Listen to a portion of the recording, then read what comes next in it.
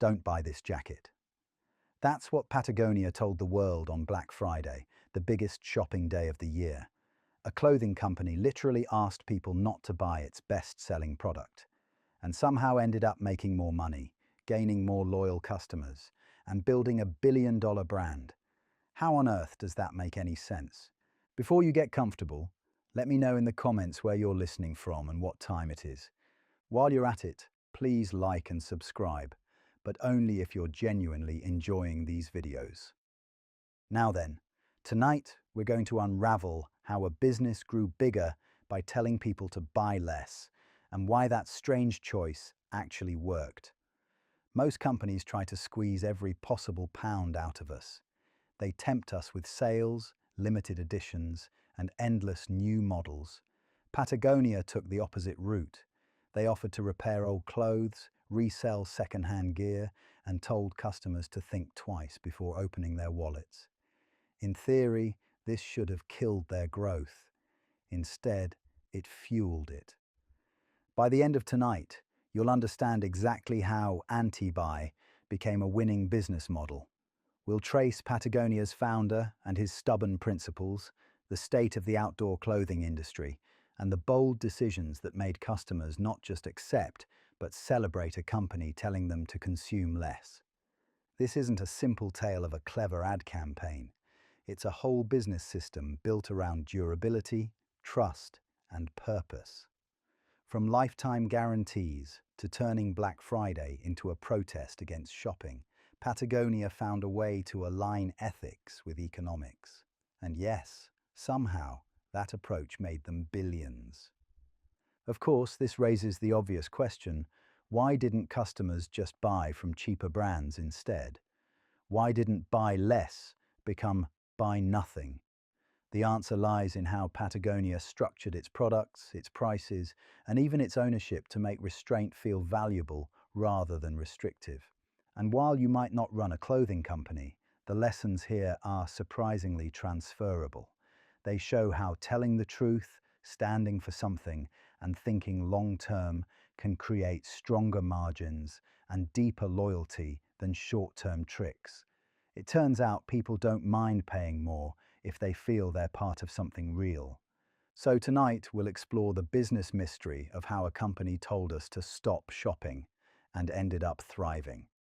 This leads us to consider the founder who first decided that making less could somehow mean achieving more. When a company tells people not to buy, it immediately flips the usual rules of business upside down. Most of us are used to firms chasing growth at all costs, flooding us with adverts, discounts, and limited runs. Patagonia decided to move in the opposite direction. Instead of maximizing transactions, they chose to maximize trust, loyalty, and usefulness. This strategy has been called anti-buy. At its core, it's the opposite of fast fashion or seasonal churn. The message is simple: buy less, use it longer, repair it when it breaks, and only replace it when you absolutely need to. In an industry driven by novelty, that message landed like a bucket of cold water, and it stuck.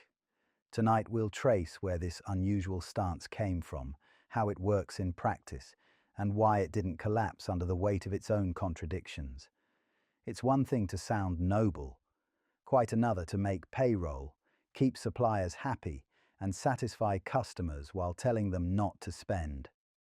Patagonia found a way to do all three. Along the way, we'll explore the founder's principles, the state of the clothing market, and the boldest decisions that defined the company's reputation. We'll look at their repair and resale programs, their choice of materials, and their ownership model that locked purpose into the business. By the end, the full system will make sense. What makes this so intriguing is the tension it creates. On the one hand, there's a business imperative: revenue, jobs, and survival. On the other, there's a moral stance: fewer unnecessary products, less environmental damage, and more responsibility. Patagonia's success came from balancing those two poles without losing credibility. Of course, skeptics asked whether this was just clever marketing. Was "don't buy" simply reverse psychology? The reality is more complex. Reverse psychology might work on a toddler refusing vegetables, but a multi-billion-pound company requires deeper mechanics. Tonight, we'll see how structure, incentives, and design turn slogans into sustainable profits. The promise is straightforward. By the time the story is complete, you'll understand how Patagonia's anti-buy model works, why it made money, and what elements other businesses could adapt. You'll see that growth doesn't always mean pushing more units. Sometimes it means creating stronger bonds with fewer, better transactions. So, where did these principles come from in the first place? To understand the anti-buy model, we first need to understand the founder who built a company he never really wanted to run. Yvon Chouinard didn't set out to be a businessman. He started as a climber and surfer who wanted better gear for his adventures. In the 1950s and 60s, most climbing equipment was unreliable, heavy, and wore out quickly. Chouinard began making his own, forging climbing pitons in a small workshop. He sold them out of the back of his car to other climbers. That simple start revealed two things about him. First, he cared more about solving problems than about profit.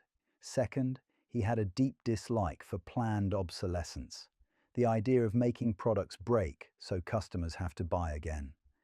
For someone relying on ropes and pitons to stay alive on a mountain, gear failure wasn't just inconvenient, it was potentially fatal. This mindset shaped Patagonia from the beginning. Chouinard wanted to make things that lasted as long as possible, even if it meant selling fewer units. He was suspicious of business for business's sake, famously calling himself a reluctant businessman. To him, work was a way to protect the planet and support his lifestyle, not to chase endless growth. That reluctance turned into strength. While most companies looked at quarterly results, Chouinard thought in decades. He saw every product as a long-term relationship with the customer. If the product broke, he wanted to fix it. If it didn't perform, he wanted to redesign it. The result was trust, built slowly, but reinforced every time customers returned. Naturally, this approach confused traditional business thinkers. Why invest in making something tougher if customers would keep buying replacements anyway? Chouinard's answer was simple: because people remember when a brand treats them with respect. Over time, fewer customers leaving meant more loyalty, higher willingness to pay, and lower marketing costs.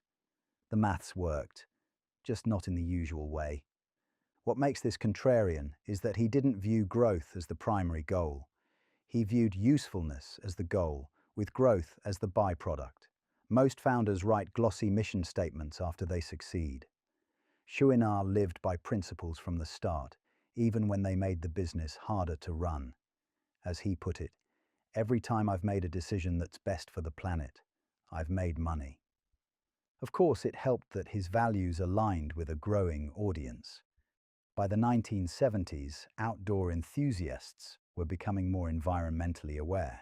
They didn't just want flashy jackets, they wanted reliable gear that matched their ethics. Patagonia's philosophy slotted neatly into that shift. In hindsight, it looks clever. At the time, it was simply stubbornness turned into advantage. This leads us to consider the wider outdoor market itself. While Patagonia focused on durability and principle, the industry around it was moving in a different direction, chasing seasonal fashion and disposable products. To understand Patagonia's unusual path, we need to see what the rest of the market was doing wrong. By the time Patagonia began gaining traction, the outdoor apparel market was changing fast. What started as a niche for climbers and hikers was turning into a global lifestyle category. Brands realized people didn't just want functional jackets for expeditions. They wanted stylish ones for walking the dog or commuting to work. That shift created a new problem: fashion cycles entering the outdoors. With fashion came churn. Companies began releasing new colors and designs every season, pushing fresh looks, even when the technical differences were minimal. Jackets that should have lasted years were being swapped out annually. The result was predictable: overproduction, unsold stock, and mountains of waste. Outdoor gear had become just another cog in the fast fashion wheel. For customers, this meant disappointment. Products wore out quicker, seams failed, and waterproofing didn't last. The very people who bought outdoor gear for reliability found themselves frustrated. A tent that leaks in the first storm, or a jacket that rips after a few trips, doesn't just ruin a weekend, it undermines trust in the whole brand. Behind the scenes, companies paid the price too. Returns piled up, warranty claims ate into margins, and reputations suffered. Warehouses filled with unsold inventory. To clear space, brands leaned harder on discounts, which trained customers to wait for sales instead of paying full price. Profitability became a balancing act between volume and markdowns. The environmental cost was even greater. Outdoor gear is often made with synthetic fabrics that don't break down easily. Landfills absorbed the waste, while supply chains kept consuming resources at a rapid pace. For companies claiming to help people enjoy nature, it was a difficult contradiction to ignore. Customers started noticing the irony.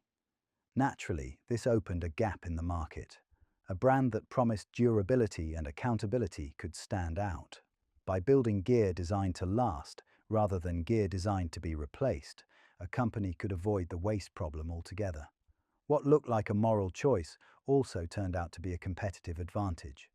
Of course, this raises the question, why didn't more companies go down that route? The answer lies in incentives. If your entire business model depends on repeat purchases, you're not motivated to make products that last a decade.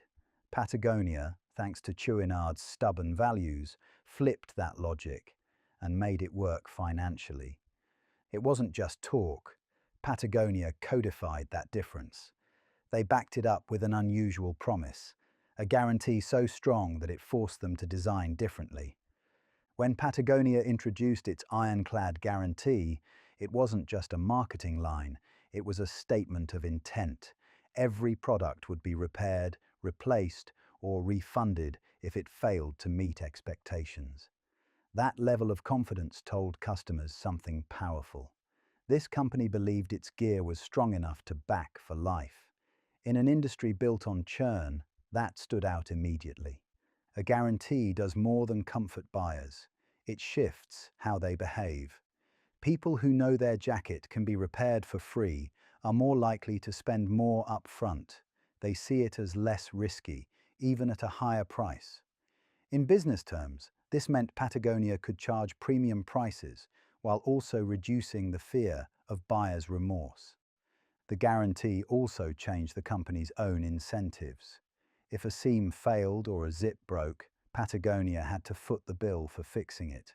That pushed them to design products that wouldn't come back in the first place. The cost of the guarantee became an investment in better design. Quality control wasn't optional, it was survival. Behind the scenes, the system required serious operations. Patagonia set up repair centers, trained staff, and stocked replacement parts for products released years earlier. This wasn't a small afterthought. It was a whole infrastructure designed to make sure the promise could be kept. Few competitors dared to copy it because the costs were so visible up front. Of course, those costs paid back in trust. Customers started to view Patagonia less as a clothing brand and more as a partner. People sent in jackets from decades ago and had them returned like new. Stories of repaired gear spread, creating a community that valued longevity. You don't forget the company that fixes your old kit instead of pushing you to buy more. This also built a subtle form of accountability. If the same problem kept appearing in repairs, designers had hard data on what to fix. The guarantee became a feedback loop, making the next generation of products stronger. Competitors chasing fast launches rarely got that kind of insight. Patagonia's warranty center doubled as its R&D lab. Naturally, some might ask whether customers abused the system. A few probably tried, but most people respected it because they understood the guarantee wasn't a loophole to exploit. It was a pact of trust, and trust, once built, is more profitable than any discount. One dry fact here: Patagonia gained loyalty from fixing zips, while others lost it chasing 70% off sales. This leads us to consider how Patagonia extended this philosophy further. A lifetime guarantee was one thing, but the next step was bolder still, encouraging people to keep using the gear they already had, even if that meant fewer new sales in the short term. After promising to stand behind every product for life, Patagonia went one step further. Instead of just fixing broken jackets, they asked customers to think differently about ownership. Through their Common Threads initiative and later the Worn Wear program, the company encouraged people to reduce, repair, reuse, and recycle. It was essentially an invitation to buy less and value more. The Common Threads pledge asked customers to commit alongside the brand. Patagonia promised to make gear that lasted, while customers promised to only buy what they needed and to take care of what they already owned. It was a shared responsibility model, unusual in a consumer culture where companies usually encourage constant upgrading. Worn Wear brought the idea to life. Customers could trade in old Patagonia clothing for credit, which the company repaired, cleaned, and resold. Jackets came with stories about their previous lives: a ski trip here, a hike there, making second-hand items feel like they carried history, not shame. It turned used gear into something with character, not just a cheaper option. From a business perspective, this wasn't charity. Resale created new revenue streams at lower costs than producing new goods. It also brought in younger customers who couldn't yet afford full-price Patagonia. In effect, the second-hand shop acted as a gateway into the brand, strengthening loyalty rather than diluting it. The philosophy also deepened customer relationships. Instead of being a company that simply sold products, Patagonia positioned itself as a partner in the long life of each item. By teaching people how to patch holes, re-waterproof fabrics, and recycle responsibly, it embedded itself into the everyday habits of its audience. That's a much stickier bond than a seasonal advert. Naturally, there was humor in it too. While rivals bragged about their glossy new collections, Patagonia was proudly showing off jackets with 20 years of wear and tear. One might say it's the only fashion brand where a ripped sleeve could be a selling point. For a certain type of customer, that was more appealing than the latest color trend. Of course, this raises the bigger question: could telling people to buy less actually boost sales in the long run? Counterintuitively, yes. Customers who trust a company to look after them stick around longer, spend more per purchase, and tell their friends. Worn Wear didn't stop people buying new Patagonia gear. It made them more confident that when they did, it was worth it. All of this set the stage for one of Patagonia's boldest public stances, running an advert on the busiest shopping day of the year, telling people not to buy its best-selling jacket. On Black Friday in 2011, while almost every retailer was shouting about discounts, Patagonia did something very different. They ran a full-page advert in the New York Times with a picture of one of their best-selling jackets. The headline read, "Don't buy this jacket." Underneath, they explained the environmental cost of making it and urged people to only buy what they truly needed. The message was as direct as it gets. Each jacket required water, energy, chemicals, and transportation. Buying one you didn't need added unnecessary strain to the planet. Patagonia asked people to pause before purchasing, to consider whether they already had something that worked just fine. It was essentially the opposite of a sales pitch. On paper, this should have been a disaster. Why would a company spend money on advertising that discouraged customers from buying? But the effect was the exact opposite. The ad grabbed attention, went viral, and reinforced Patagonia's image as a company that lived by its values. Rather than scaring people away, it pulled the right customers closer. The paradox worked because of timing and trust. Patagonia had already built credibility with guarantees, repairs, and worn wear. The advert didn't feel like a gimmick. It felt like the natural next step in their philosophy. People believed it because they'd seen the brand act this way before. Without that track record, the campaign would have looked like a joke. Of course, sales didn't collapse. They grew. The advert made Patagonia stand out in a crowded market, won free media coverage, and attracted customers who wanted to spend their money with a brand that aligned with their values. It filtered the audience, reducing impulse buyers and bringing in people more likely to stay for the long haul. There was also a psychological twist. Telling people not to buy, ironically, made them think harder about the brand. Reverse psychology shouldn't work on grown adults, yet somehow it did. When a company admits the downside of its own product, it feels honest. Customers reward that honesty by choosing them over competitors who insist everything is perfect. The move wasn't without criticism. Some accused Patagonia of hypocrisy, pointing out that discouraging purchases while selling expensive clothing was a neat trick. But Patagonia leaned into the contradiction, openly discussing it. They didn't claim to have solved consumerism, only that they were trying to reduce harm. That humility strengthened rather than weakened their case. So, what happened next? A single advert doesn't create billions in revenue. Patagonia had to translate this bold stance into operations and systems that backed it up every day. The challenge was turning "Don't buy" from a headline into a functioning business model. The "Don't buy this jacket" campaign would have been hollow if it wasn't backed up by a working system. Patagonia couldn't afford to rely on clever slogans alone. They had to make sure every part of the business aligned with the promise: buy less, keep longer, repair often. That meant reshaping operations, incentives, and even design processes around durability and trust. At the product level, materials had to justify the guarantee. Patagonia invested in premium fabrics, rigorous testing, and tighter quality control. The upfront costs were higher, but the long-term benefit was fewer returns and less waste. Customers quickly learnt that the higher price came with peace of mind. The guarantee wasn't a gamble if the product rarely failed. Repairs became a full department, not a side project. Patagonia ran repair centers, mobile, worn-wear trucks, and mail-in services to fix zips, tears, and buttons. This was more than good service. It was a signal that the company was serious about its promise. For a customer, receiving back a repaired jacket felt like a personal connection to the brand. Resale supported the same logic. Through worn wear, second-hand products were cleaned, repaired, and resold at lower prices. This closed the loop on waste while giving new customers a way in.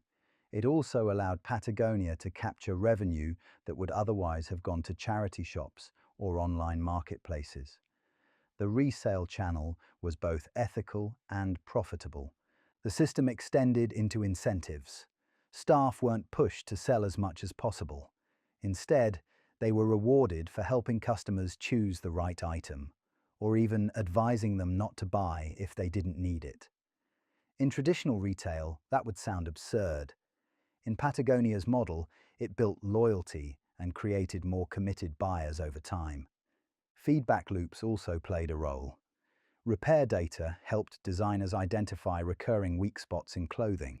If a pocket tore repeatedly, it was redesigned. If a zip failed, it was replaced with a sturdier version.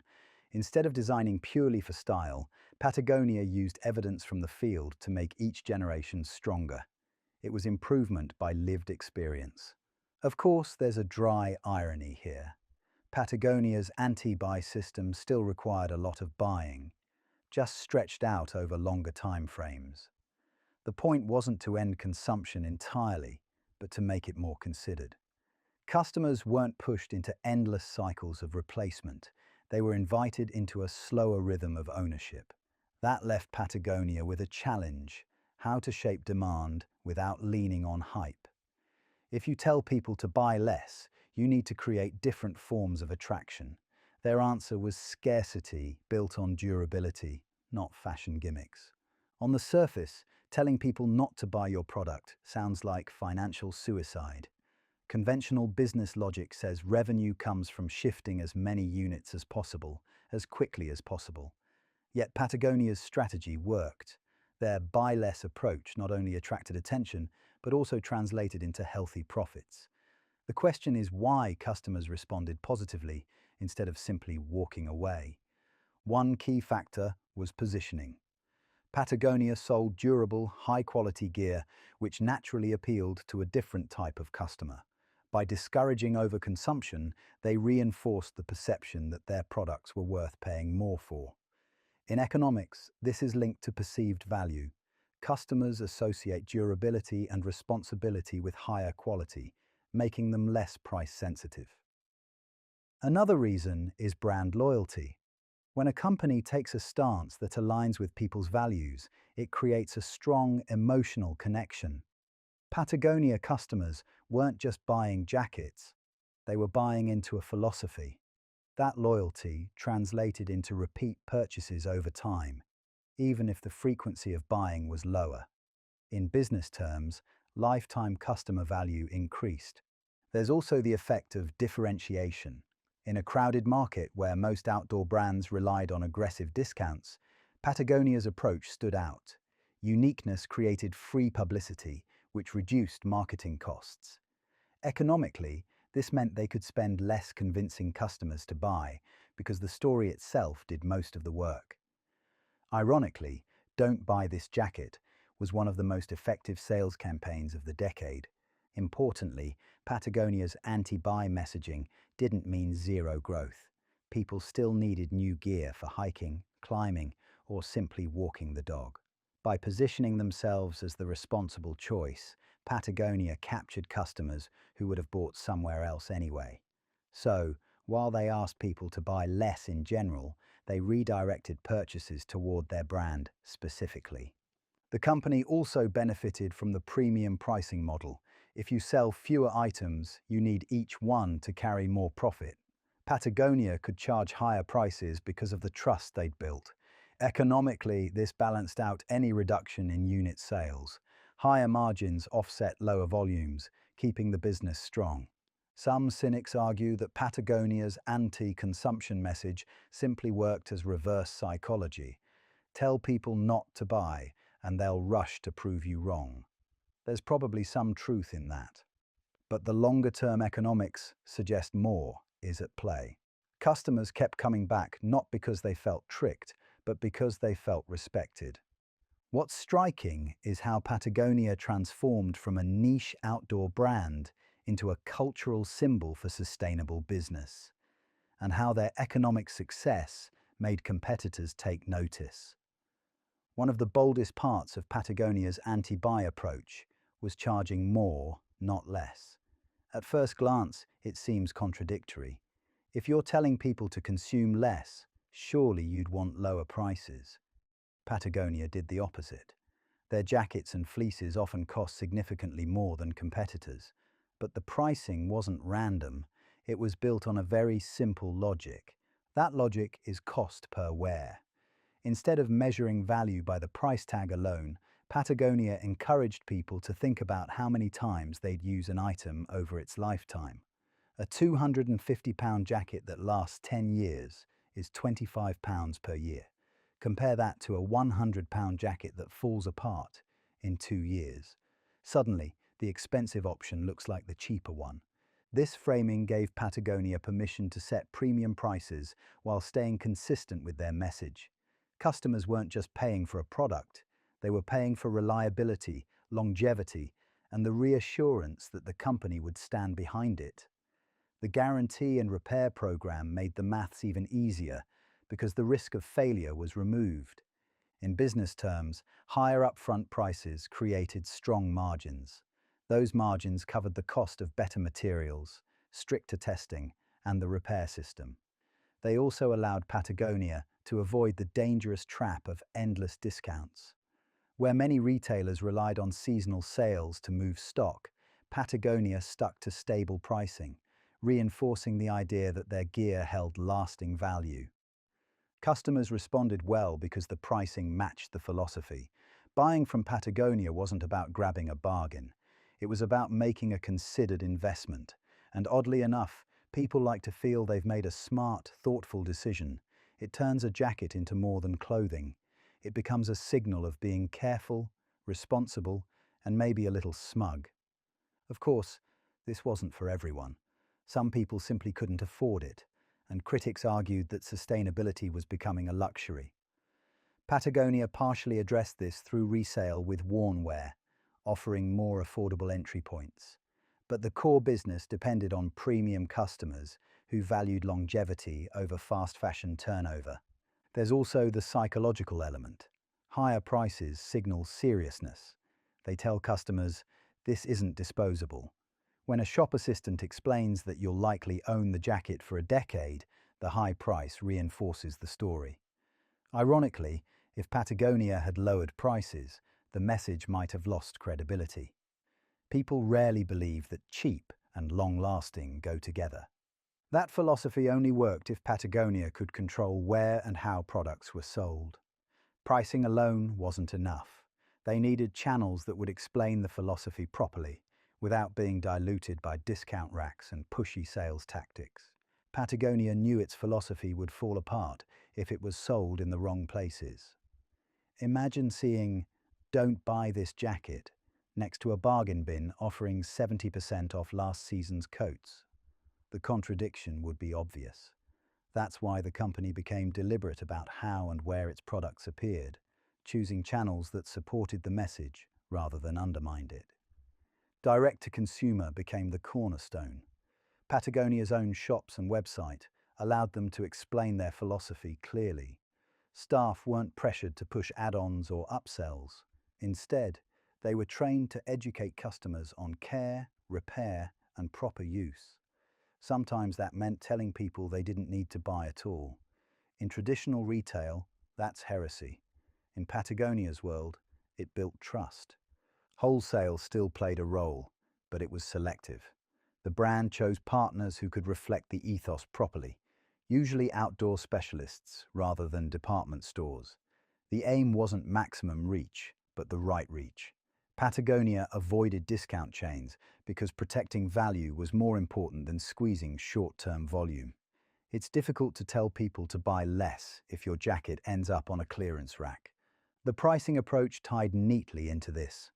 By refusing constant markdowns, Patagonia signaled that its products had enduring value.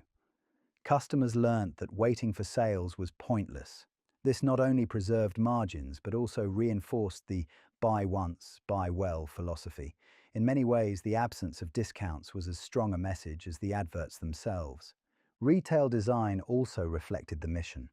Stores featured repair stations, recycling bins, and educational displays about supply chains. Instead of just rails of shiny jackets, customers saw the full story: how their purchase was made, how long it would last, and how it could be fixed when it eventually wore down. Shopping became less about consumption and more about stewardship. The staff training supported this environment. Employees were expected to help customers make the right decision, even if that meant recommending a cheaper item or suggesting they repair what they already had. It created a buying experience that felt unusually honest. One could almost say it was the only shop where the phrase, "maybe not today," was part of the sales pitch. Of course, this channel strategy wasn't about purity alone. It made strong commercial sense. Selling directly meant higher margins, better customer data, and more opportunities to upsell repairs or resale. Selective wholesale maintained brand positioning, ensuring Patagonia's jackets sat next to products of similar quality rather than fast fashion imitations. The brand identity was protected as carefully as the environment it championed. This leads us to consider how Patagonia extended this beyond the store floor. It wasn't enough to control sales channels. They also needed a way of telling stories that educated customers without leaning on hype. Their next move was to build marketing around teaching, not teasing. Patagonia's communication strategy broke from the norm. Most brands in the outdoor industry leaned on glossy adverts, showing perfect landscapes and impossibly cheerful hikers. Patagonia took a quieter approach. Instead of teasing people with idealized lifestyles, it used storytelling to teach. The focus wasn't "look at us," but "here's how this works, here's why it matters, here's how you can take part." One example was their detailed product stories. Rather than just boasting about performance features, they explained where fabrics came from, how they were made, and the trade-offs involved. Customers learnt about recycled polyester, organic cotton, or fair trade sewing. It was education wrapped in transparency. And when people understand the process, they value the product more. Repair tutorials became another tool.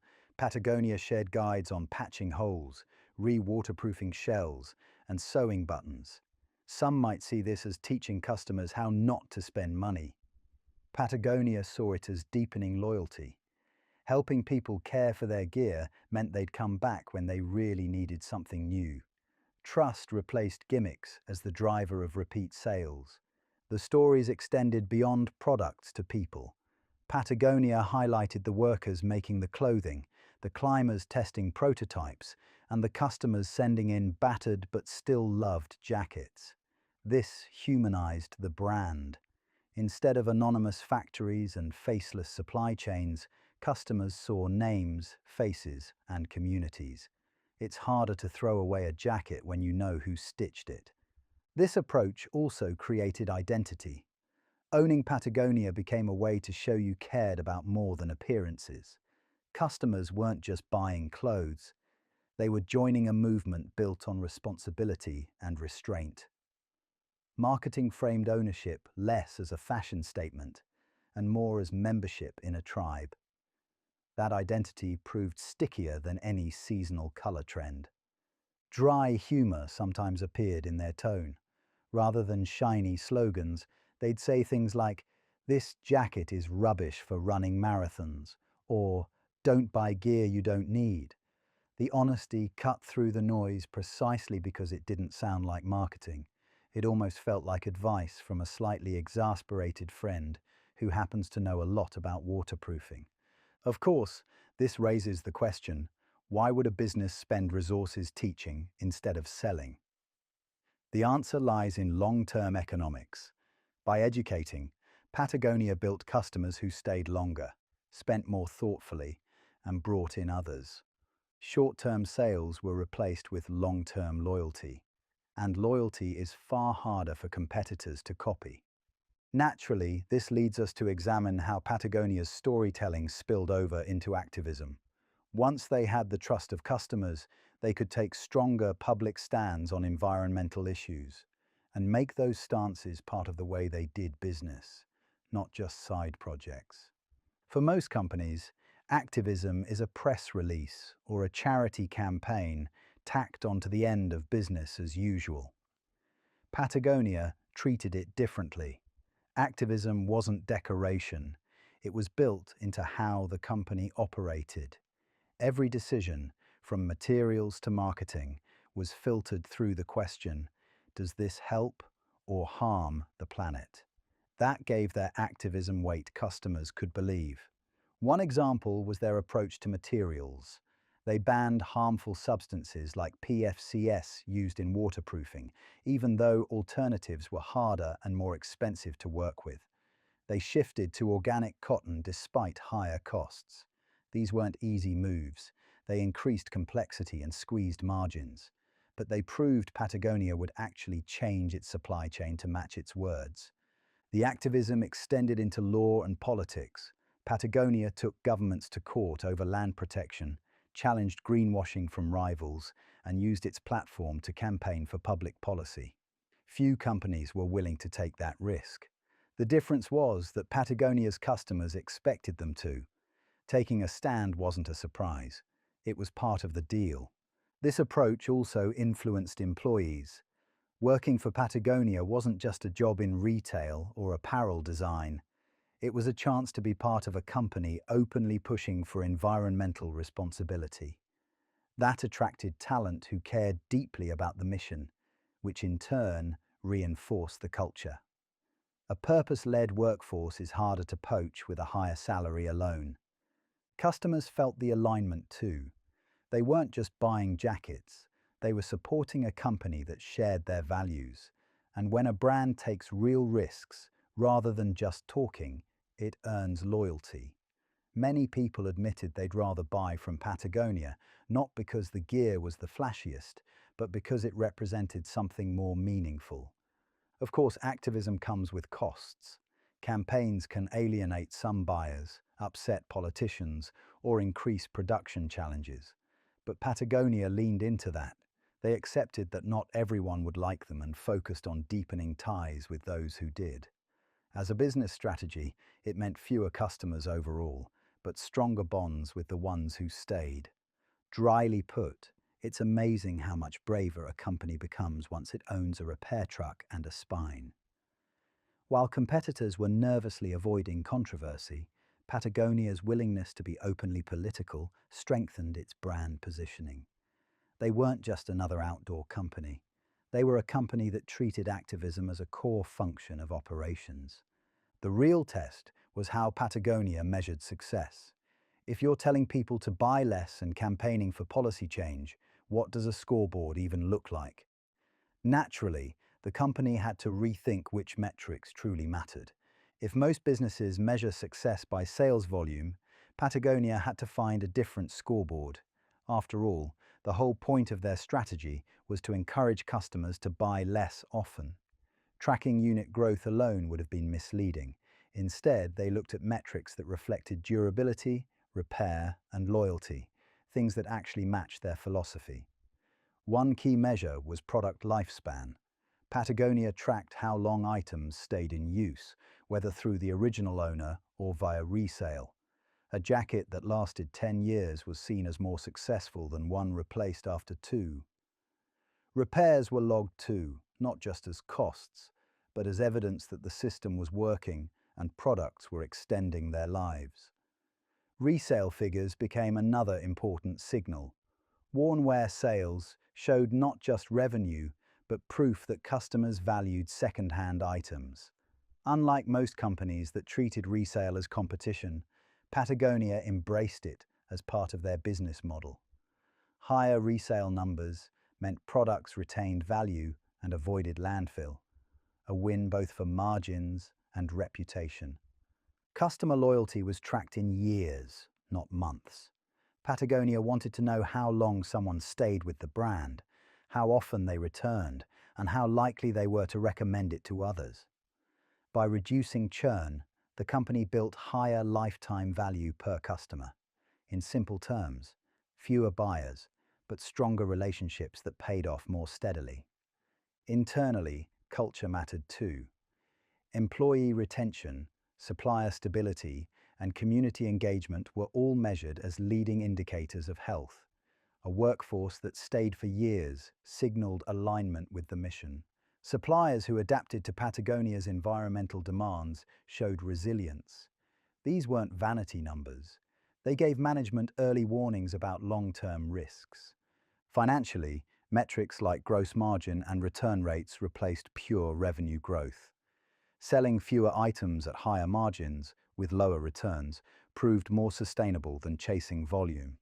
The absence of constant discounts meant the brand avoided the boom and bust cycle of seasonal sales.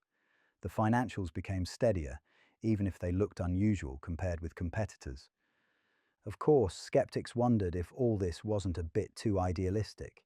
Did customers really care about repair rates or product lifespan charts? The truth is, they didn't need to see the spreadsheets. They felt the results. Fewer disappointments, more trust, and products that lived up to the promises. Patagonia's unusual scoreboard worked because it translated directly into customer experience. Eventually, it came down to the nuts and bolts. Beyond philosophy and metrics, what did the unit economics look like? Could a jacket that cost more to make, repair, and resell actually produce healthy profits? The answer lies in how Patagonia structured its costs and margins. To understand how Patagonia's unusual model worked financially, it helps to break a single product down into parts. Take a jacket. The costs include the fabric, labor, and factory overheads. Then there's warehousing, transport, and marketing. On top of that, Patagonia factored in something most rivals avoided: the cost of repairs and warranty claims. It looked heavier up front, but the maths told a different story. Because products were built to last, the number of returns was lower than average. Competitors selling cheaper gear had to absorb higher rates of faulty items, which quietly ate away at margins.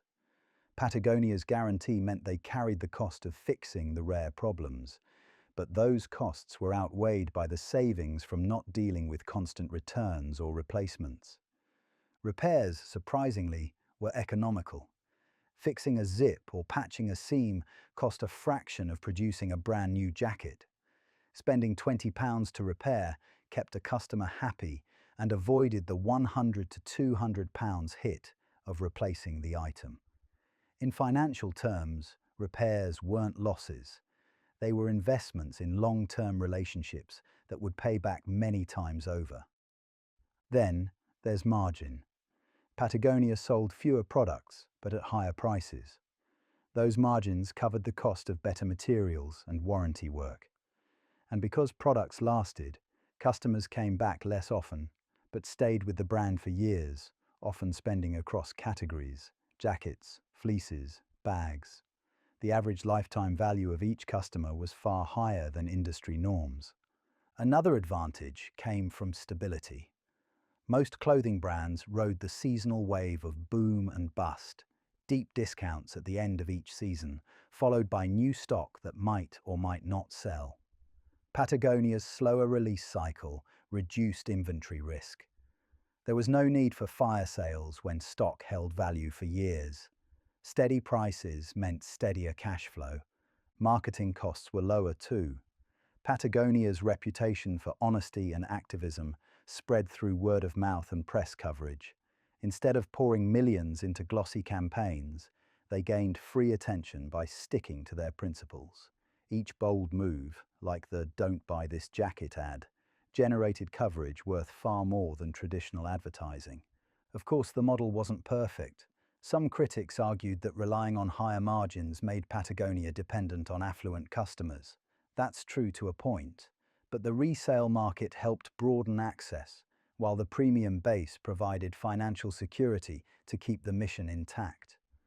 The trade-off worked: a smaller but more loyal audience, generating healthier unit economics. Beneath all of this was a deeper structural choice. How do you protect such a fragile balance from being dismantled by future shareholders? For Patagonia, the answer lay in ownership itself, building a structure that locked the mission into place permanently. Patagonia's anti-buy approach worked because leadership believed in it. But what happens when leadership changes? Most companies eventually face pressure from investors or new executives to chase growth at all costs. To prevent that drift, Patagonia made an unusual move. It rewired ownership itself. Instead of leaving the mission to goodwill, they wrote it into the company's DNA. In 2022, Yvon Chouinard announced he was giving the company away. Patagonia was restructured into two entities: a trust to control voting shares, ensuring decisions stayed aligned with the mission, and a non-profit to receive profits not reinvested into the business. That non-profit funds environmental causes. It was a governance model designed to lock purpose above profit. This structure freed Patagonia from the treadmill of shareholder expectations. Public companies are pushed to deliver quarterly earnings, often at the expense of long-term goals. Patagonia avoided that trap entirely. By ensuring no one could cash out shares or flip the business, they protected it from short-term financial logic. Growth would only ever serve the mission, not the other way around. The move also signaled credibility. Customers could see the company wasn't just using activism as branding. It had literally handed over ownership to the planet. That authenticity strengthened loyalty and differentiated Patagonia from rivals who might dabble in green marketing while quietly chasing fast fashion margins. For once, the governance structure was the advertisement. Of course, there were trade-offs. Investors who might have provided capital were no longer part of the equation. growth would be slower, and cash had to come from reinvested profits rather than big funding rounds. But for Patagonia, that was the point. Less external pressure meant more freedom to experiment and stick with principles, even when they were expensive. This choice also simplified internal decision-making. Employees knew the mission wasn't temporary. They didn't have to worry about new owners diluting the brand for a quick exit. That clarity built trust and allowed teams to focus on execution. When governance matches the story told to customers and staff, alignment is stronger at every level. There's also a dry irony here. In most companies, the planet is an externality, something considered only when regulators step in. At Patagonia, the planet literally became the major shareholder. Suddenly, quarterly weather reports carried more weight than quarterly earnings calls. It was governance with a sense of humor, and yet completely serious in intent. The real proof came in moments of high pressure. Ownership locked the mission in place, but the true test came when retail's biggest sales days rolled around. Black Friday became the perfect stage for Patagonia to show how its structure and philosophy translated into action. For most retailers, Black Friday is sacred. It's the day when margins are sacrificed for sales volume and warehouses are cleared out with discounts. Patagonia treated it differently. Rather than slashing prices, they used Black Friday as a stage to highlight their principles. The most famous example, of course, was the "Don't Buy This Jacket" campaign in 2011. That wasn't a one-off stunt. In later years, Patagonia used Black Friday to raise money for environmental causes instead of focusing on discounts. In 2016, they pledged 100% of sales from the day to grassroots environmental groups. Customers responded by spending 10 times the expected amount. What could have been a quiet protest became their highest single-day revenue ever. The irony wasn't lost on anyone. By explicitly saying they weren't playing the discount game, Patagonia attracted more attention than any 70% off banner ever could. And the money wasn't just profit. It was redirected towards projects protecting forests, rivers, and habitats. In other words, the busiest shopping day became an engine for activism. This worked because it was consistent with the company's long-term stance. Customers weren't surprised. They had already seen Patagonia back up its claims with guarantees, repairs, and ownership restructuring. Black Friday simply gave the company a chance to broadcast its values on the loudest day in retail. The contrast with other brands made the message even sharper. For customers, these moves turned Black Friday into a reason to feel good about shopping rather than guilty. People could justify buying something they needed while knowing the money was going to causes they cared about.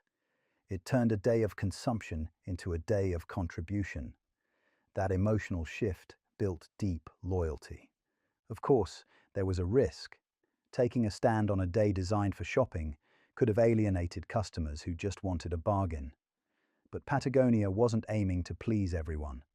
Their strategy was about filtering in the right audience, those who valued ethics as much as price. And those people didn't just buy, they stayed. Dryly put, everyone else turned up to Black Friday with coupons. Patagonia turned up with a conscience. The stunt worked because it wasn't a stunt. It was part of a system where every big decision, from pricing to politics, connected back to mission. Black Friday was simply the most visible example of that philosophy in action. This leads us to consider the deeper layer beneath these headline moments. Making bold statements is one thing, but delivering on them requires discipline throughout the supply chain. To understand Patagonia's resilience, we need to look at how their sourcing and production backed up the talk. Bold adverts and activism only work if the supply chain doesn't quietly undermine them. Patagonia recognized this early. If they wanted to sell durability and responsibility, the factories, fabrics, and suppliers all had to support that story. That meant making harder choices, fewer styles, longer lead times, and materials that were more expensive but less damaging. Recycled polyester and organic cotton became cornerstones.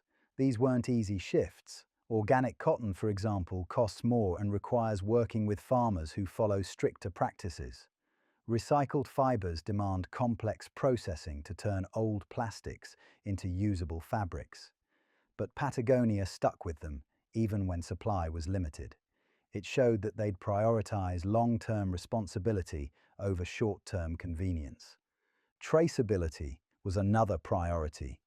Patagonia invested in tracking systems that followed materials from source to store.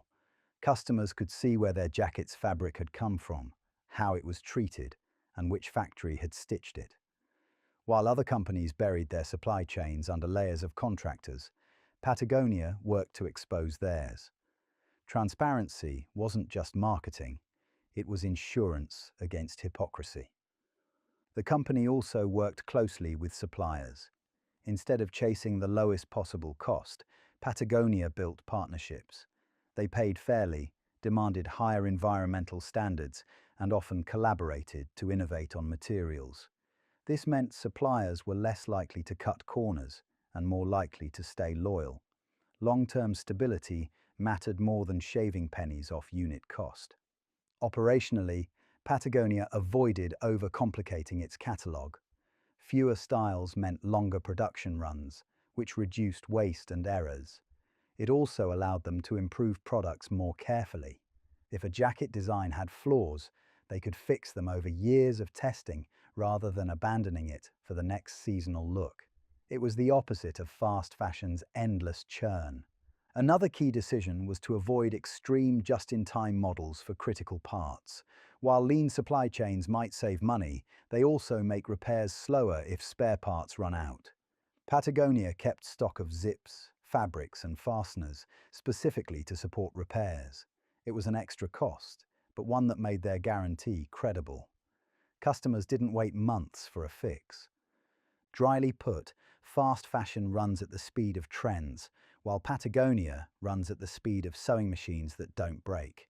It's not glamorous, but it's effective.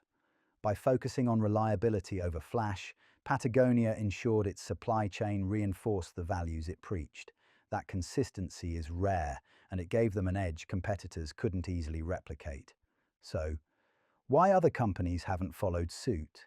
If Patagonia proved responsibility can be profitable, why don't rivals simply copy the model?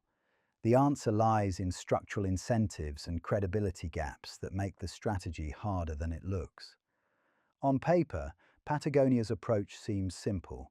Make products that last, charge more, repair them, and build loyalty through honesty. So why don't more brands do the same? The short answer is that most companies are trapped by their own incentives. Their systems reward growth through volume, not durability. To switch would mean dismantling the very engines that drive their profits. Fast fashion brands, for example, rely on constant turnover. Their margins are built on producing cheaply and selling in bulk, with customers returning every season for the newest look. Asking them to build products that last 10 years would destroy the cycle. They'd be telling customers not to come back for a decade. Hardly an investor-friendly message. Even outdoor rivals face hurdles. Many of them rely heavily on wholesale channels and discounts to move inventory. If they suddenly refuse to do sales, they'd lose key retailers. Patagonia had the advantage of shaping its distribution early, before fast growth made it dependent on discount-driven partners. For others, undoing that web would be costly and risky. There's also the problem of credibility. If a brand known for cheap polyester suddenly declares itself a sustainability champion, customers smell the spin immediately. Patagonia built trust over decades through consistent action. Rivals trying to leapfrog into the same space often end up accused of greenwashing. Without long-term evidence, the message simply doesn't land. Investors add another barrier. Publicly traded companies are judged quarter by quarter. Any dip in sales volume or margins invites pressure to return to old habits. Patagonia sidestepped this by restructuring ownership, removing shareholders from the equation. Rivals tied to stock markets can't easily make the same trade-off without backlash. Cultural fit plays a role too. Patagonia's workforce joined expecting a mission-driven company. Staff buy into the values, which makes difficult choices easier to implement. In contrast, a company built purely on price competition would struggle to convince its own employees that the new direction was genuine. Culture is slow to change, and customers notice when it isn't aligned. Dryly put, most businesses would rather print a green logo than lose a few sales. That's why buy less campaigns rarely appear outside Patagonia. The strategy requires a willingness to sacrifice volume for trust, and most companies simply don't have the patience or the governance to pull it off. Which brings us to the other side of the equation, the customer. Patagonia built a tribe not just by selling jackets, but by selling identity. The next step is understanding how brand loyalty turned into something closer to community. Patagonia's anti-buy model only works if customers stay loyal. Selling fewer items means every relationship has to last longer. The company approached loyalty not as a points scheme, but as a sense of belonging. Buying a Patagonia jacket wasn't just a transaction. It was joining a community built around responsibility, outdoor culture, and shared values. Word of mouth became the most powerful marketing tool. Customers who discovered the brand's unusual stance told friends. A repaired jacket wasn't a secret. It was a story. People explained how Patagonia had fixed something for free, or why the company asked them to think twice before buying. These anecdotes spread faster and with more credibility than any advert. Events reinforced the sense of community. Patagonia hosted film screenings, climbing sessions, and environmental talks. The focus wasn't always on selling products, it was on connecting like-minded people. This created a network effect. The more customers felt part of something larger, the less likely they were to switch to a competitor for a slightly cheaper fleece. The resale program added to this. When customers traded in old gear, it didn't disappear into a recycling plant. It was cleaned, repaired, and given to someone new. Each item carried history. Stories were shared about jackets climbing mountains or surviving decades of rainstorms. Clothing became almost like a passport stamped with life experiences. The activism side also deepened loyalty. Customers who cared about the environment felt Patagonia was fighting on their behalf. Supporting the brand became a way to express personal values. Competitors might copy fabrics or designs, but they couldn't easily replicate the emotional bond created by shared causes. Patagonia became more than a shop. It became a signal of identity. The company's communication style helped too. Honest, sometimes blunt, always consistent. When they said, "Don't buy this jacket," customers believed them because it matched years of action. That consistency built trust, and trust is a powerful glue. It meant that even when prices were higher, customers justified the expense because they believed in the company's intent. Dryly speaking, Patagonia turned consumer guilt into customer retention. Instead of feeling bad about buying, people felt reassured that at least their money was going somewhere responsible. In a world where most marketing plays on vanity or fear of missing out, Patagonia's approach of buy less but better felt refreshing enough to keep people hooked.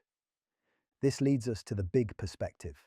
Having looked at the economics, operations, and loyalty systems, we can now step back to see how Patagonia's strategy fits into the wider landscape of capitalism and consumer behavior. Patagonia's story raises a strange paradox. How can a company grow while telling people to buy less? At first glance, the two ideas look incompatible. Traditional business logic says more sales equal more success. Yet Patagonia proved that slowing consumption didn't mean slowing growth. It simply meant growth came from different levers: loyalty, margins, and reputation. By focusing on durability, Patagonia sold fewer units per customer, but increased the average spend over time. People paid more for gear they trusted and often expanded into other categories: fleeces, bags, waders. This meant that while purchase frequency dropped, lifetime value rose. The maths worked out in their favor, even though the model looked upside down. Reputation played a massive role. The company's anti-buy stance drew disproportionate attention. News coverage, documentaries, and endless word of mouth gave Patagonia visibility that most brands spend millions trying to buy. That visibility attracted customers worldwide, multiplying the size of their audience without the company needing to flood stores with disposable fashion. In other words, Patagonia didn't grow by selling more jackets to the same people. It grew by selling better jackets to more of the right people. Instead of chasing every customer, it filtered for values-aligned ones who stuck around longer. This meant a smaller but stronger base, which ironically proved more profitable than chasing volume. The paradox also benefited from timing. Patagonia rose during a period of growing environmental awareness. Customers were beginning to question fast fashion and single-use culture. Patagonia offered a credible alternative at the exact moment demand for responsibility was increasing. Growth by restraint only works when culture is shifting too. Patagonia rode that wave early. Critically, the company avoided the trap of pretending to shrink. They didn't frame themselves as anti-capitalist. They framed themselves as responsible capitalists. That distinction mattered. Customers didn't see the brand as rejecting business altogether, but as reforming how business could work. It made the paradox feel practical, not ideological. Of course, there's a dry truth in this. Telling people not to buy things turned out to be a great way of making them buy things. But the key difference is that Patagonia backed it up with systems, guarantees, and activism. Without those, the paradox would have collapsed into hypocrisy. With them, it became a competitive advantage. Zooming out, we see the wider forces shaping this paradox. Patagonia wasn't operating in isolation. It was part of a shift in capitalism itself, where consumers began demanding responsibility, and businesses had to decide whether to ignore or embrace it. Patagonia's anti-buy strategy stands out because it collides with the basic logic of consumerism. Most of capitalism runs on faster cycles, more products, more often, more cheaply. Companies depend on repeat purchases and constant upgrades. Patagonia flipped that logic, yet remained highly profitable. To understand why, we have to look at how capitalism has been shifting in recent decades. Consumer trust in big business has been eroding. Scandals over sweatshops, environmental damage, and manipulative advertising made people skeptical of corporate claims. At the same time, environmental issues like climate change and plastic waste became harder to ignore. In that context, Patagonia's refusal to play by traditional rules looked less like eccentricity and more like common sense. Where many companies doubled down on selling more stuff, Patagonia offered a different kind of value: responsibility. By saying buy less, they didn't reject capitalism outright. They reframed it. Their version of capitalism wasn't about infinite growth at any cost, but sustainable growth rooted in long-term relationships and environmental stewardship. That made them the exception rather than the rule. Importantly, this wasn't anti-profit. Patagonia didn't claim businesses shouldn't make money. They claimed money should be made differently, with consideration for the planet. Customers responded because they wanted to feel good about their purchases. Instead of guilt, they got reassurance. In a market flooded with shallow green marketing, Patagonia's deeper commitment stood out. For most companies, changing direction would require tearing up decades of incentives. Publicly traded firms can't easily sacrifice short-term revenue for long-term reputation. Patagonia's independence, reinforced by its ownership structure, gave it room to experiment. This freedom is rare in capitalism, where shareholders usually demand immediate returns. The strategy also reveals something about consumer psychology. People don't always want more choice or lower prices. Sometimes they want fewer, better options. Patagonia tapped into that shift before most competitors realized it was happening. By aligning with values rather than trends, they future-proofed their relevance while others scrambled to catch up. Dryly speaking, Patagonia managed to make capitalism look responsible without killing the profit motive. It's a rare case where everyone feels like they're winning. Customers get durability, the company gets loyalty, and the planet gets slightly less ruined. That's a difficult balance for most businesses to achieve, especially those addicted to clearance racks. This leads us to consider whether Patagonia is truly unique or whether it represents a model that others could adopt. Are they a one-off exception or an early sign of capitalism slowly evolving into something else? Patagonia often feels like a one-off, a business built around the personality of Yvon Chouinard and a stubborn refusal to play by the usual rules. That uniqueness makes it tempting to dismiss the company as an exception that can't be copied. But step back, and the question becomes more interesting. Is Patagonia just unusual, or is it pointing to a wider template? One reason it looks unique is governance. Most companies are owned by investors who expect constant growth. Patagonia avoided that pressure by staying private and later restructuring into a trust and non-profit. Without those demands, it could stick to principles. Replicating that ownership model is possible, but most firms aren't prepared to give up control or short-term profits to do it. Another reason is credibility. Patagonia built its reputation over decades. It didn't suddenly decide to be sustainable when it became trendy. That long track record means customers trust them. Rivals trying to adopt the model now face skepticism because consumers are quick to spot greenwashing. The template works, but only if it's backed by years of consistent behavior. The template itself, though, is clear. It rests on four ideas: durability instead of disposability, loyalty instead of volume, activism instead of advertising, and ownership aligned with mission. None of those are impossible to copy. They just require trade-offs most companies avoid, like smaller ranges, slower cycles, and less reliance on discounting. There are hints of adoption. Brands in outdoor gear, fashion, and even electronics are experimenting with resale, repair, and buyback schemes.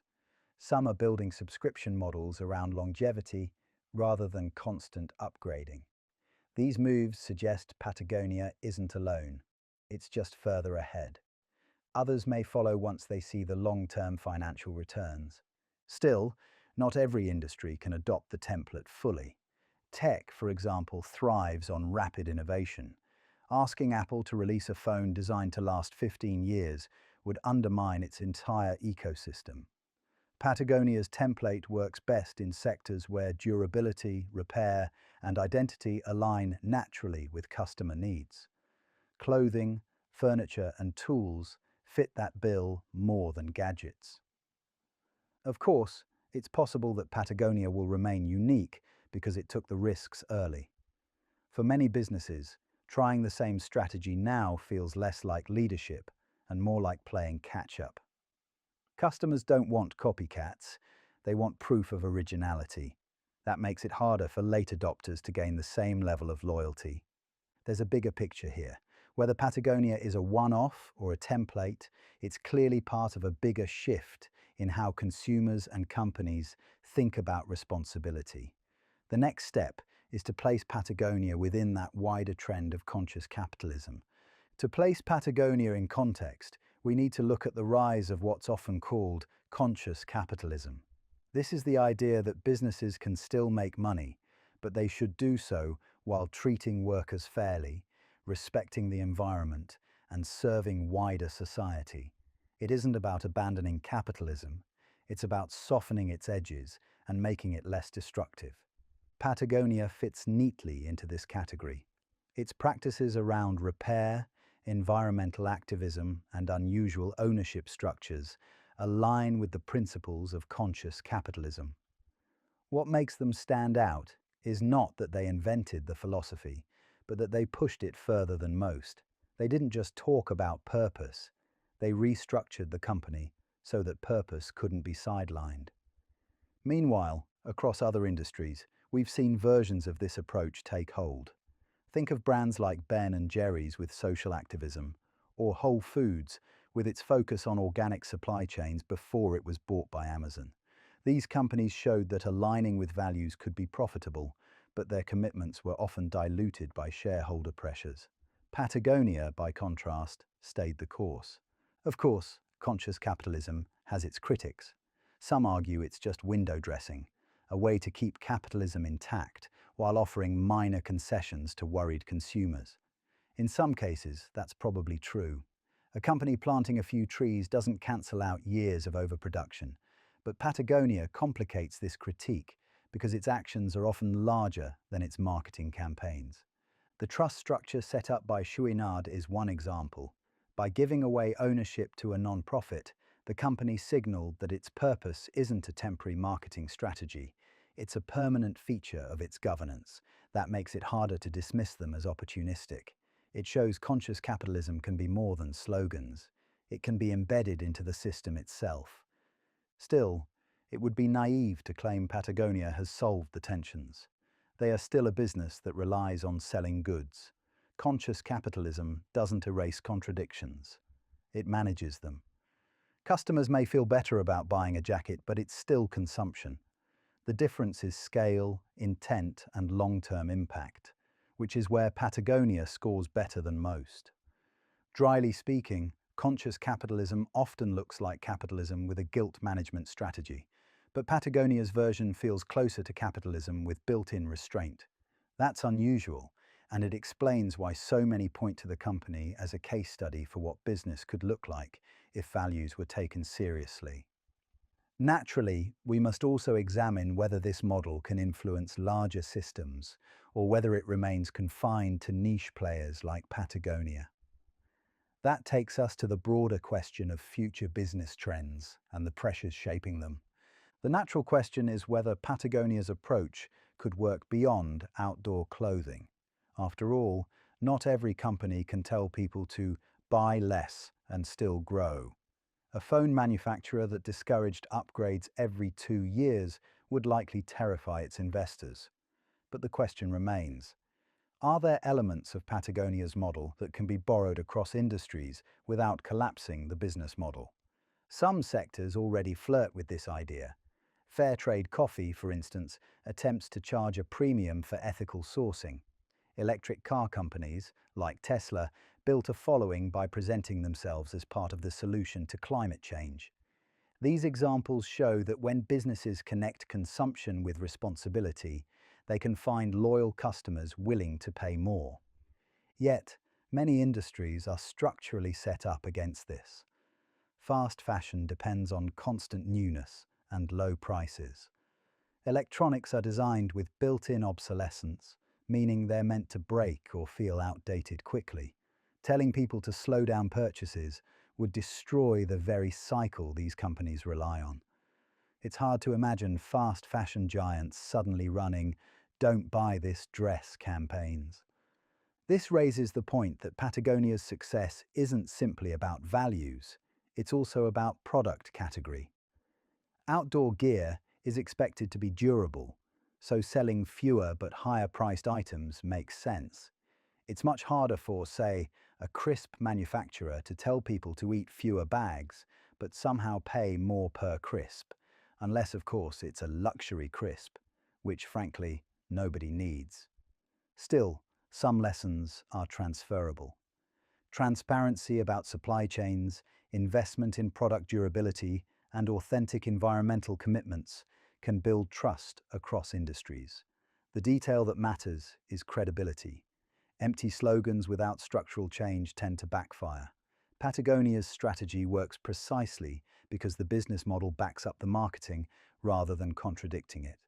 Technology firms might adapt parts of the model through better repairability and longer product lifespans. Food companies might focus on sustainable farming practices and clear labeling.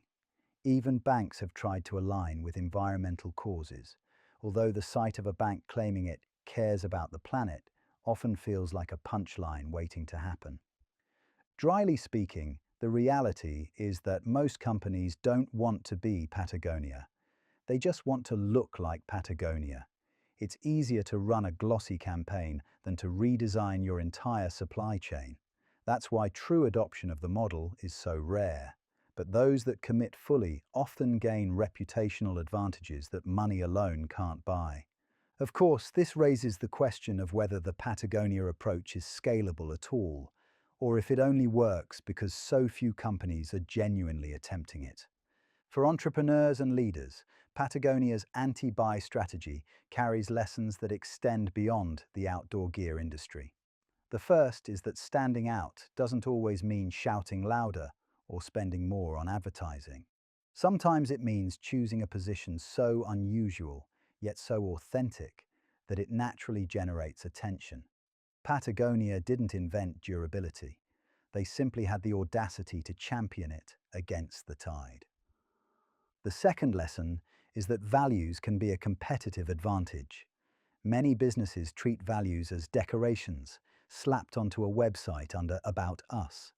Patagonia treated them as the operating system, repairing products, refusing certain supply chains, even suing the government when policies clashed with their mission. These weren't side projects.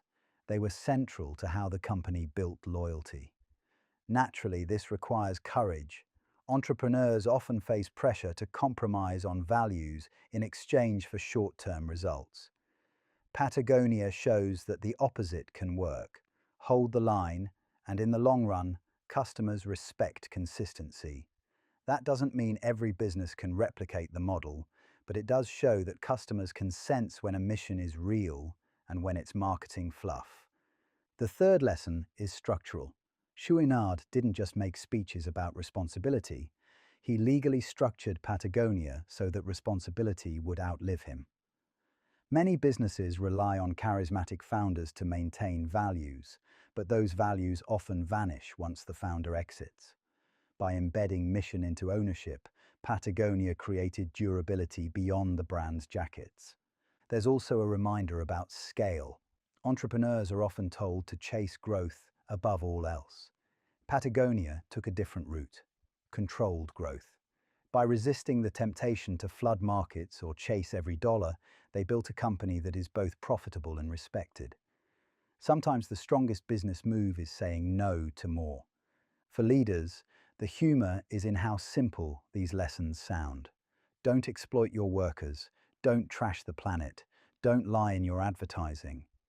Yet for many companies, those ideas feel radical. Patagonia proves that these radical basics can still build a billion-dollar brand, which is either inspiring or depressing depending on your outlook. Another lesson is storytelling. Patagonia didn't just sell jackets. They sold a narrative of responsibility and resistance. For entrepreneurs, this shows the power of aligning product and story.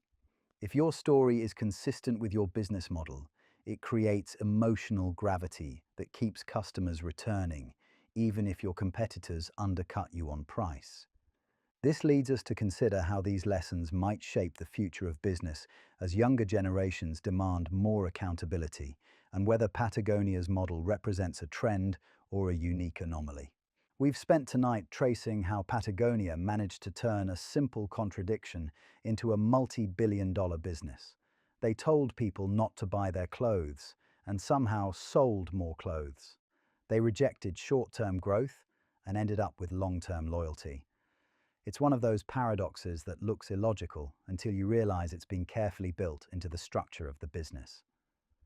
The big theme running through all of this is trust. Patagonia won trust by doing what most companies only pretend to do: acting on its values. From repairing jackets to suing governments, their choices reinforced a consistent story. And once customers believed the story, price tags mattered less. Trust became a moat that competitors couldn't easily cross. Another theme is restraint. In a culture obsessed with more, Patagonia demonstrated the power of enough. Enough products, enough growth, enough profit to reinvest responsibly. It's a model that doesn't try to conquer every market, but instead aims to endure. For entrepreneurs, this lesson is simple, yet rarely followed. Survival often beats expansion at any cost. We also saw the importance of structure. Patagonia's trust ownership ensures its mission is insulated from short-term pressures. This highlights a wider point for leaders. Culture alone isn't enough. If your governance contradicts your values, the governance will win. Structure determines whether purpose is permanent or temporary. Chouinard understood that, which is why he hardwired it into the company. There's also the cultural shift. Patagonia didn't just benefit from consumer guilt about the environment, it helped shape that conversation. By making responsibility fashionable, they created a form of soft pressure on other companies. Even rivals who mocked them at first ended up copying elements of their approach. That's influence beyond the balance sheet. Of course, we shouldn't overstate their saintliness. Patagonia is still a business. It still sells products, relies on supply chains, and faces criticisms. But compared to most, it at least acknowledges those contradictions and tries to manage them. In a world of empty slogans, that effort itself feels unusual. The dry observation here is that Patagonia made billions essentially by asking people to behave like sensible adults. Buy what you need, repair what you have, and don't trash the planet. The fact this feels radical tells you everything about the state of modern business. If common sense sells, that's both inspiring and slightly embarrassing for the rest of capitalism. This leads us naturally into the final step, wrapping up what Patagonia's story teaches us and what lessons are most useful for anyone trying to build something meaningful today. So, what does Patagonia's anti-buy strategy actually teach us? At its simplest, it shows that growth doesn't always have to mean more. Sometimes it can mean better products, better relationships, better alignment with values. Instead of chasing endless expansion, Patagonia proved that you can build a billion-dollar business by narrowing your focus and sticking to principles. Another lesson is that differentiation matters most when it's believable. Plenty of companies try to market themselves as ethical or green, but very few redesign their structures to back that up. Patagonia's trust ownership and repair-first philosophy made their values impossible to dismiss as empty PR. For leaders, the point is clear. Credibility comes from sacrifice, not slogans. We've also seen the power of turning constraints into advantages. Instead of seeing buy less as a limitation, Patagonia turned it into a statement that built loyalty. Where other businesses see risk, they found opportunity. That's a mindset entrepreneurs could borrow in many areas. Sometimes what looks like a barrier is the thing that sets you apart. For consumers, Patagonia's story highlights the influence we hold. Every purchase is a kind of vote. Customers rewarded Patagonia for treating them with respect, and in doing so, reinforced the business case for responsibility. It's a reminder that markets are shaped by behavior, and occasionally by conscience, even if most of us still buy cheap trainers that last about 2 bus rides.